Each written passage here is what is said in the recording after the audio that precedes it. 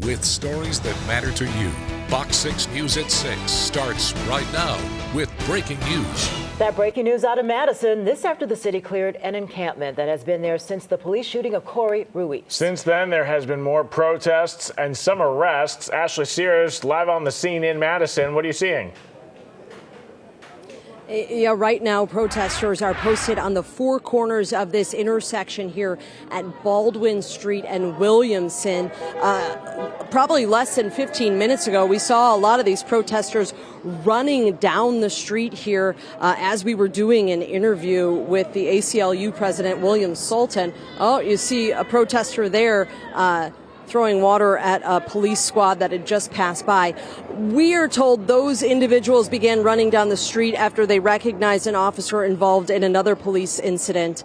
They have since gone back to these four corners here. Since we last spoke, we have seen sheriff's deputies arrive here. We see state patrol as well as Madison police officers out here. But right now, protesters appear to be kind of listening and following the rules, and these streets are now back open for the time being. So, Ashley, are these? It looks many of the same people that have been here all afternoon. Is your sense of things is that they don't plan to leave? Yeah, that's exactly right. They said they don't plan to leave. Hi.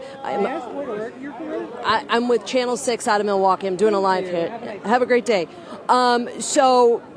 Yeah, we saw several sheriff's deputies arrive out here on the scene, and I can tell you that protesters have told us that they do not plan to go anywhere. They don't care how many police officers are brought out here. Some of the demonstrators were yelling and chanting that more protesters would be coming from Minnesota and Rockford and out of state to kind of join this gathering here. But right now, it appears to be about the same size crowd that we saw out here when we spoke at 4 o'clock.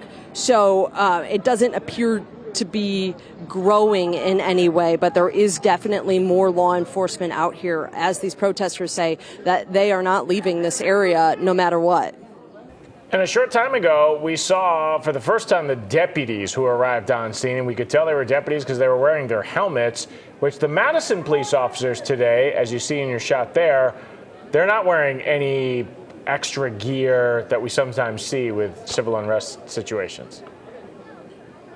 Yeah, and we've seen some shifts change. We did see some Madison police officers who maybe had some more heavy-duty gear on. It was unclear if they were Madison police officers. But for the last couple of hours, the Madison police out here are in their normal gear, wearing the yellow vests. And if you pan down all the way down here, Matt, you could see some other individuals in yellow vests. Those are city workers. They tell me they're part of the street division, and they are here to help out. It's kind of unclear exactly what they will be doing because they're not law enforcement, obviously. But they said they may be helping take some of the stuff away at some point. There is a little memorial that's set up around the corner here, so I don't know if they'll be taking pieces of that away or what. But they have been out here since I arrived here at 3 o'clock, and that's when Bria Jones noticed them as well. But I don't know if they've been out here in different shifts throughout the morning and throughout the day. Now, immediately following the police shooting, the city set up barricades for that intersection, and those were in place until this morning when they were removed. And the thought was, once those barriers, physical barriers, were removed and things were cleared out, that this intersection would return back to normal, but that hasn't happened. Yeah, the barricades were moved out and the streets were back open. But the people have not gone away like maybe some people had thought that they would. They are still posted here on the corners. We've seen a few arrests take place when some of the protesters were walking, when they weren't supposed to be walking, and kind of getting into it with officers. But yeah, the protesters continue to stay out here on these four corners at Baldwin and Williamson, despite these roads being back open and despite this large police presence out here. Ash, it doesn't seem this is an organized. Yeah, go ahead.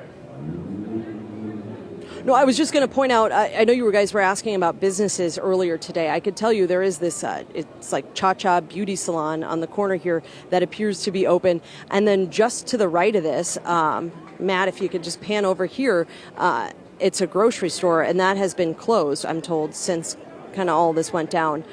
We went and stopped in like a cafe bar down the street. They allowed us to use their restrooms a short time ago. They're still open.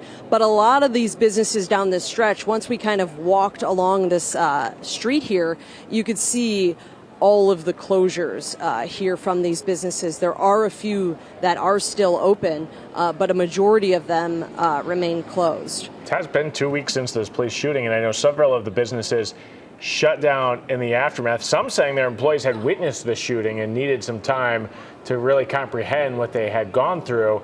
But then, as the days went on, they opened back up. And folks, we're not hearing from the people who live in the neighborhoods, but the mayor says that her office has received calls from people saying that they are empathetic to what is happening and what people are protesting, but it has been a disruption to all of a sudden have all of these people in your neighborhood, in your front yard. There were sanitation issues, there were porta potties that were brought in that were pretty much illegal because the city didn't order them. They were removed, but people really had set up camp, and the neighborhoods, they just want their neighborhoods back. There's a fire station on one of these corners where the firefighters couldn't get out and make a turn. So you're thinking, man, when you call 911 for a response, right, you want the quickest response possible. So that is another city resource that was affected by the encampment that, again, was taken down at 5 in the morning today as these protesters and the people literally living on the street there, they were given a heads up that it was time to pack up and they were going to move it to a nearby location. And then, according to the mayor, rocks and things were thrown at the city workers who arrived. So that's when the police was brought in this morning. 17 arrests this morning. Ashley, we've now seen several more arrests in the afternoon. Yeah, we've seen several arrests. And to set the scene, at 4 o'clock here, when the news began at 4, we saw those demonstrators circling the intersection here. And then police were telling us, can you get back? We're opening the street now. And then they started to try and move those protesters back. They said, we will be opening this intersection again. And in that moment, we saw some protesters sort of disobey those orders. And 2 individuals right away were taken into custody. We did see what appeared to be some pepper spray sprayed at some others who had ran toward those people who were being arrested. And then we saw a few other people arrested after that once protesters then stopped circling the middle of the intersection and stood on the side of the streets. It appeared that you could hear some cheering here as people are showing support as they drive through the intersection. But as people moved back onto the corners, a couple of others were arrested because I believe they were not following the walk and stop signs as they crossed in the intersections. And then as police were talking to them, they were kind of getting into it with them as well. So we saw a few people taken into custody then. That was less dramatic, I would say, than what we saw earlier when we saw 2 people kind of thrown to the ground and that pepper spray was sprayed at protesters as they ran towards those 2 individuals. And people... And I want to point... Go ahead. I want to point out, too, you talked about kind of the disruption to the neighborhood, a lot of things being closed, and neighbors saying that this has been noisy throughout the night. There's also a lot of graffiti on these buildings that we say, see justice for Corey. So, I mean, we don't know what the cleanup is with that, but there's a lot of graffiti on the street, on the buildings, in this intersection mainly, but several of the businesses, even a few storefronts down, are closed because people have been avoiding this area because of the encampment that was set up here on July 22nd. Yeah, and some of that we can't show because it's vulgar. Ash, I know your interview with the ACLU was kind of disrupted. They did send out a statement that's saying they're deeply concerned about reports of mass arrests and unnecessary use of force by law enforcement as officers dismantled an encampment assembled by community members calling for justice for Corey Ruiz. Were you able to speak at all with the ACLU before there was a kind of a skirmish a short time ago? No, I just got the say and spell your first and last name part. You know, that part of an interview that takes place. But I'm gonna try and walk down here. I do see William Sultan with the individual that he is representing. I want to see if they'll maybe do a live interview with us. So just hang tight here. I know he's talking to someone. I don't want to disrupt their conversation or interrupt it. All right, as you're doing that, so the ACLU, their statement claims mass arrest. We know that Madison police are telling us 17 people. So I'm not sure if that would qualify as mass arrest. Police say 17 people have been arrested since the clear out started this morning. And it was certainly a different scene this morning when, and here's William Sultan coming up to our camera. I don't know if he's got some time to talk to us here. But there were some fires that were set by a couple of the protesters this morning. As the mayor says, some of the protesters were also throwing things at the city workers. So the fire department had to be called in early this morning to put out those small fires that were set inside the encampment area. People have asked, what is it about this shooting that has sparked this reaction? And a key part of this is that Madison police officers are not equipped with body cameras. So that part of the narrative is not available. But what has spread are the witness videos that people who saw the encounter, and it spread online. I'm ready. So that's what's really kind of added fuel to the situation. All right, Ash, this is William Sultan, an attorney here. Yeah. So we're joined with ACLU President William Sultan and Aaron Meek, who he is representing. Aaron, just kind of take us through why you have sought out his representation and the situation that you're dealing with right now. So the Office of the Independent Police Monitor, I have been looking for independent counsel for a while, but with the killing of Corey and the obstruction from the city attorney's office, the district attorney, and MPD, I had to reach out immediately to independent counsel to begin that representation. Explain to me your office, for those of us who aren't familiar with it, the work that you're trying to do and why you now need legal intervention. Yes, definitely. So the work that we are doing is investigating police misconduct, investigating complaints, and finding alternative resolutions when things happen in the community, looking at policy, practices, and patterns, and making sure that we can change the department from, the inside out and dealing with the roots and the fruits at the same time. So it's my job to investigate those cases and to lead those cases. And you said this is a city office. You are paid by the city. I am the only independent police monitor in the state of Wisconsin, and I am the only city agency that is independent of the mayor, the common council, and MPD. So I am independent from every agency in the city. And do you believe your investigation is being impeded then by city officials? Yes. So the district attorney has the ability to bring charges on an officer. So when MPD has to seek a independent investigator, they do DCI, the Department of Justice. They pick who their independent investigator is for that criminal.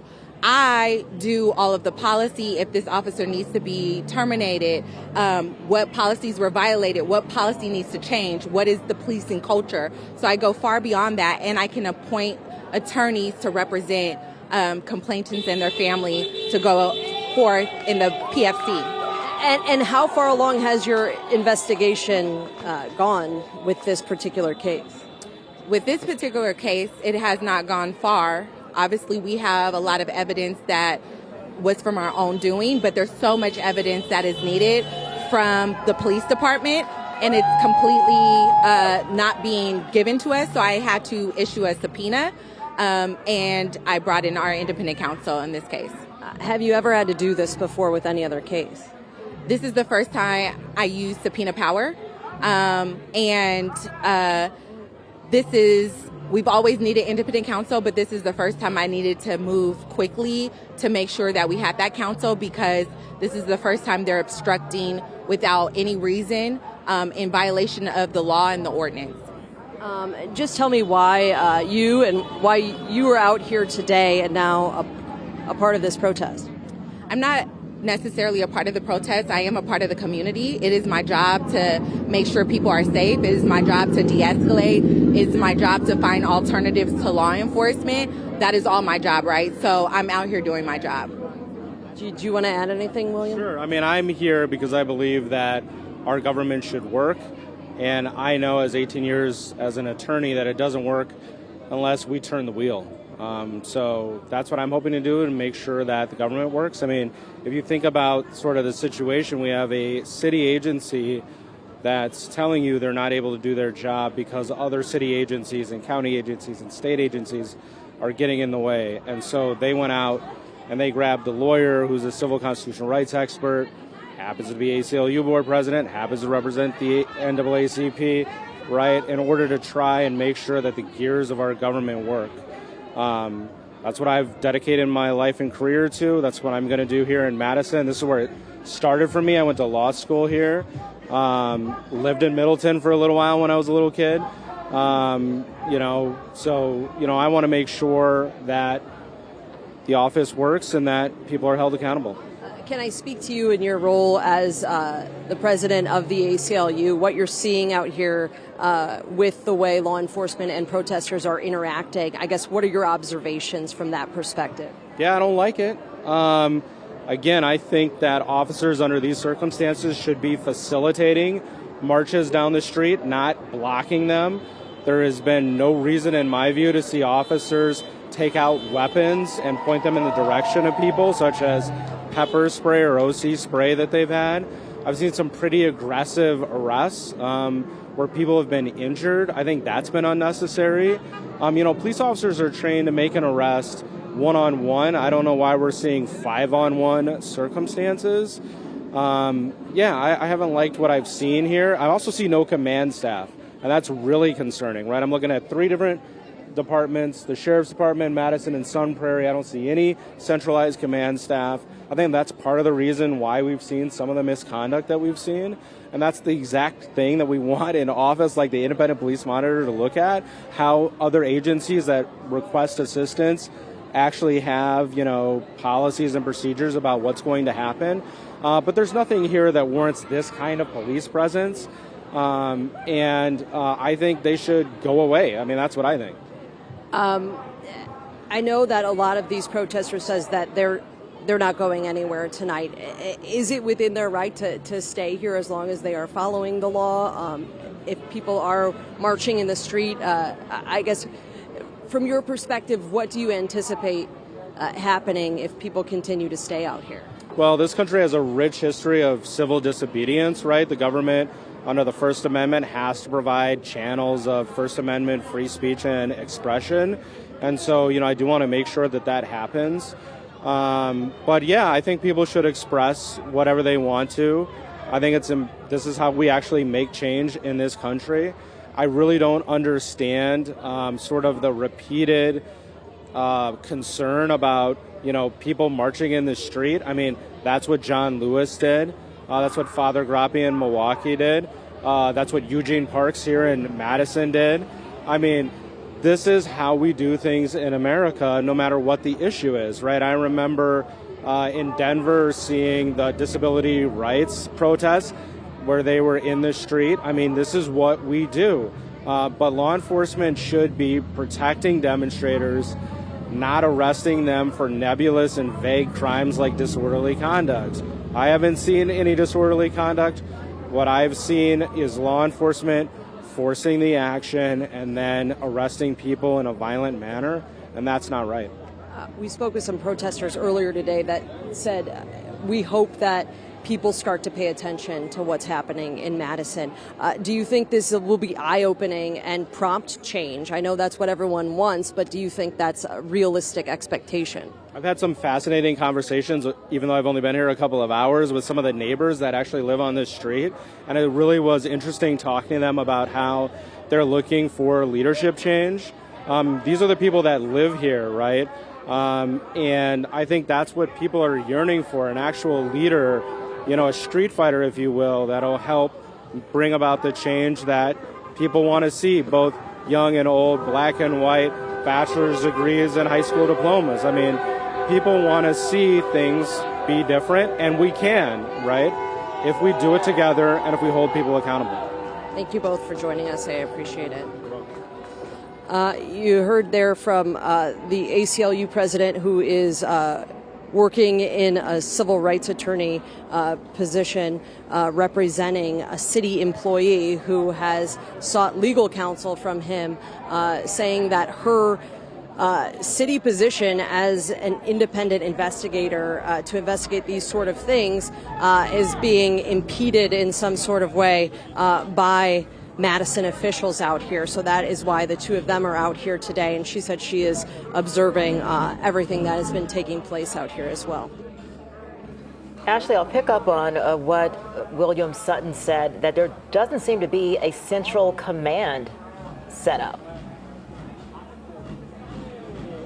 Yeah, he pointed out, sorry, your audio got extremely loud in my ear for a minute, but he pointed out that it appears that there is no central command staff out here. We see Dane County Sheriff's deputies out here. He mentioned Sun Prairie Police. We see Madison police officers. There are some officers wearing vests that say State Patrol out here as well. So it's kind of unclear who is in charge out here.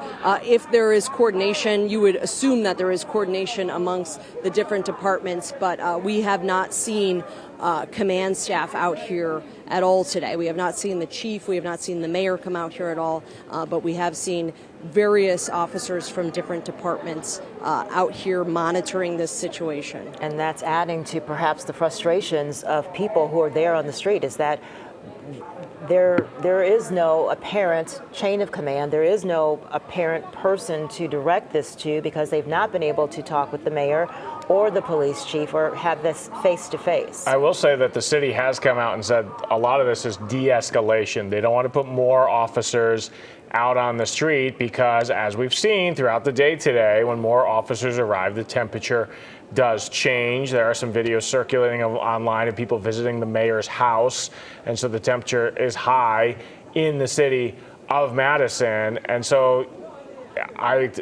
But you do wonder, as Ashley pointed out, with so many agencies on scene, who's the lead agency?